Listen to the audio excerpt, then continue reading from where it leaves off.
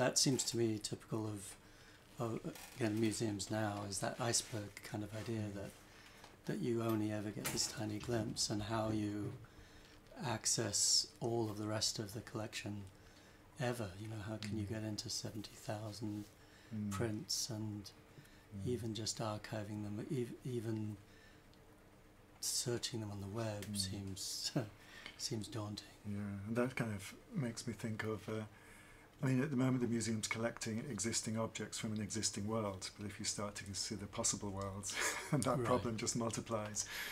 It does, unless maybe you fold it back in itself. I mean, just to, maybe that, I mean, as a segue into that, what I realised going into the 19th century kind of storyline going through there, and realising that in some way or other I'd borrowed from lots of that in narrative in the film space, but that the way we'd got to like the future of Krypton and Man of Steel was to borrow kind of 5-10 objects. They could just as easily have been from this one collection, and use those to weave a new narrative that was completely futuristic and completely fictional. And I found myself today and yesterday going through the vitrines and finding the objects that sort of stood out as unique or sort of unrelated in some way.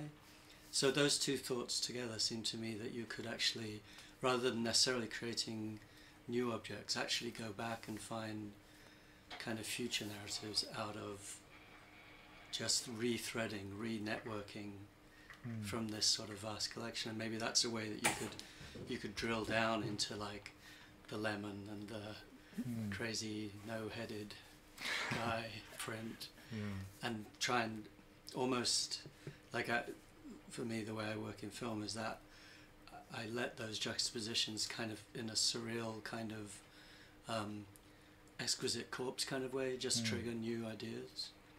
And I don't feel that that's necessarily the way museums function usually. It's all about like and like, or period, or timelines, I guess. Timelines or wood.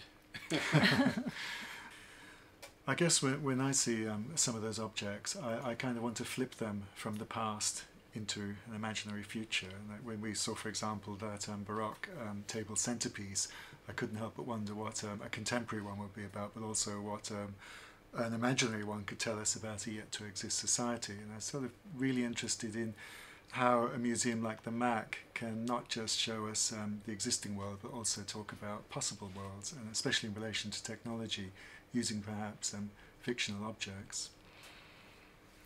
Yeah, I think that's lovely. I think it's such a that is so story driven that well, both the way that it can be rebuilt countless ways to tell presumably different stories if you understood the players and narratives. So to update that and use it to trigger like those the way that's seemed to be designed to trigger like dinner conversation.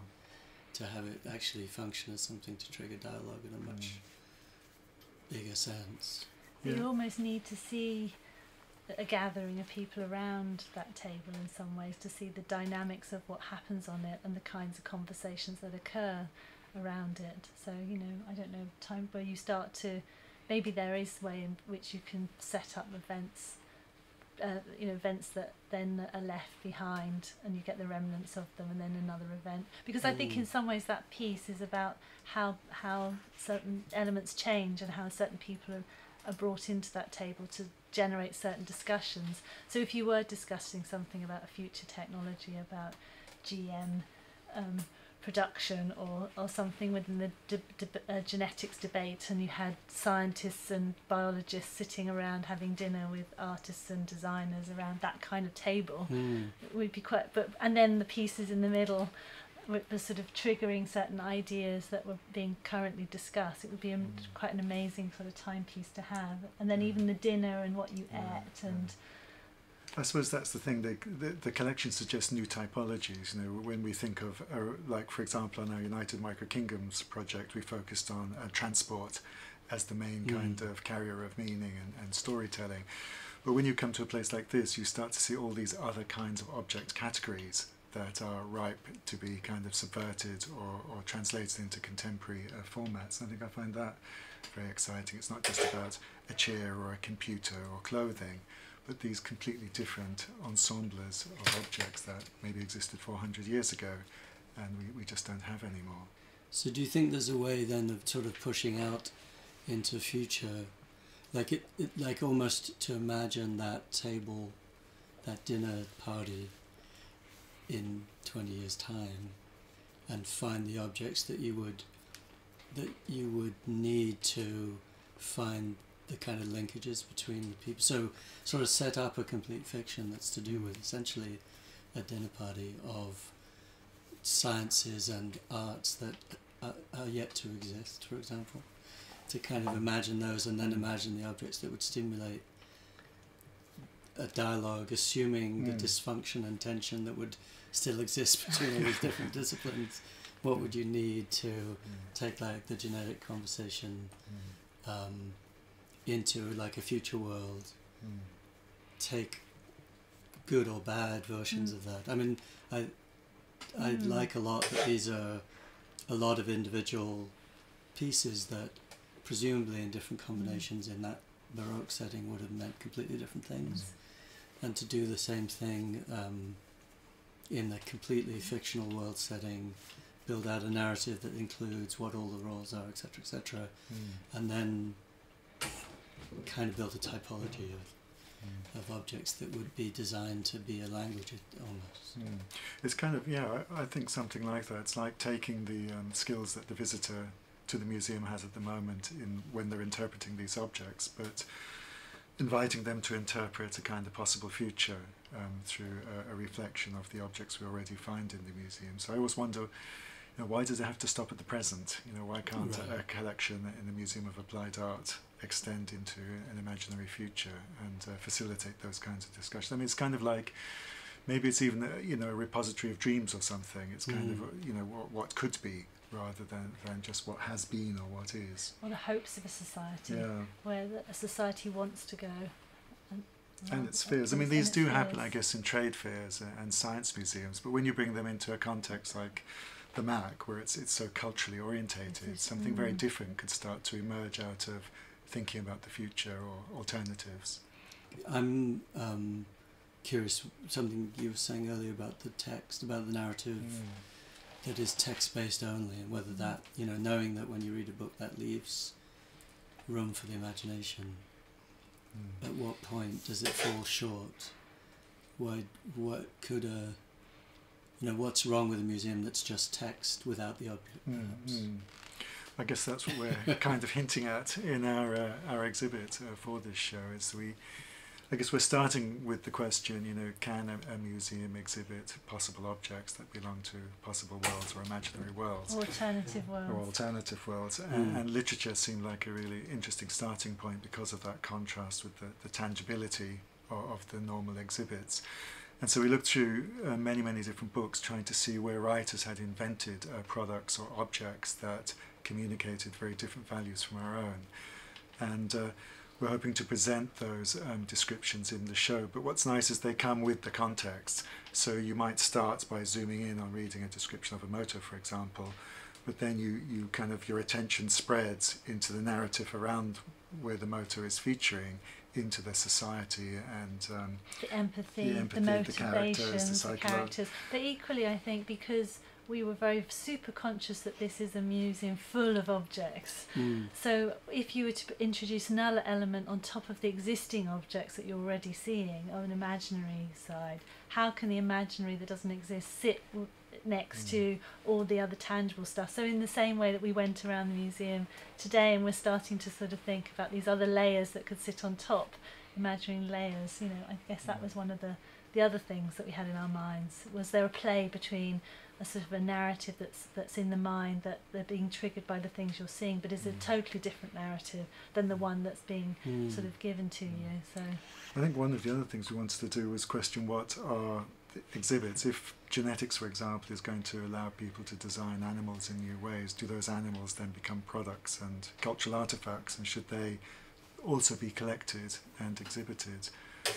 along with the kind of inanimate things. And in the case of Margaret Atwood's Arcs and Craig, she has Craig's people, and and they're designed to function in a certain way. A new kind of humanity, redesigned humanity.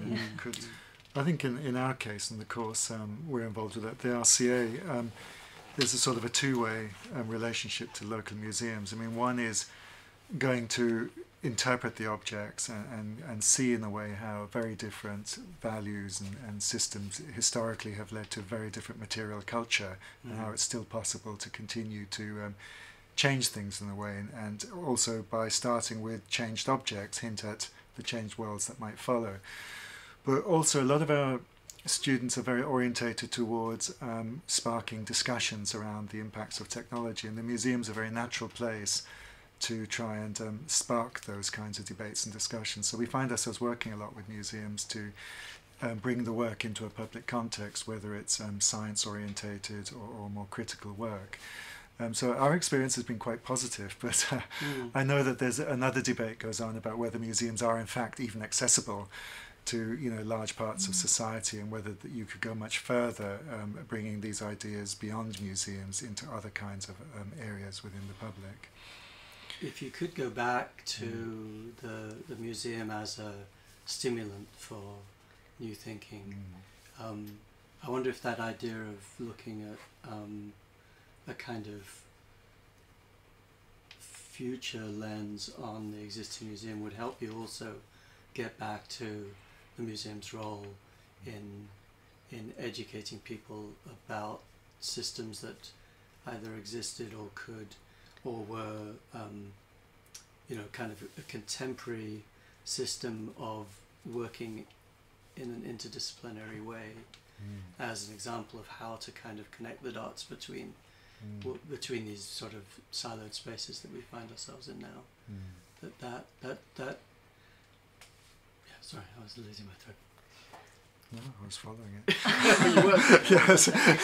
but I think there is, because I mean, but most of the work we're doing is with technology, and obviously the Science Museum comes up again, and the Science Museum is constantly wanting to open up to the arts. But what I really love about the cult, the minute you move into a museum like the MAK or the V&A, about kind of everyday culture, there's something where technology in that space has to distort so much to, and I feel that to some extent it's not distorting enough with its cultural shaping.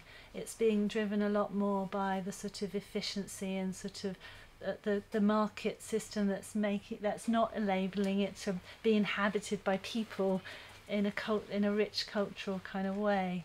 And so, do you think science museums reinforce that? Whereas a museum like they're just not interested so much in the culture of the science and arts coming together in a way that I think a museum dedicated to enrichment of culture can sort of emphasise more.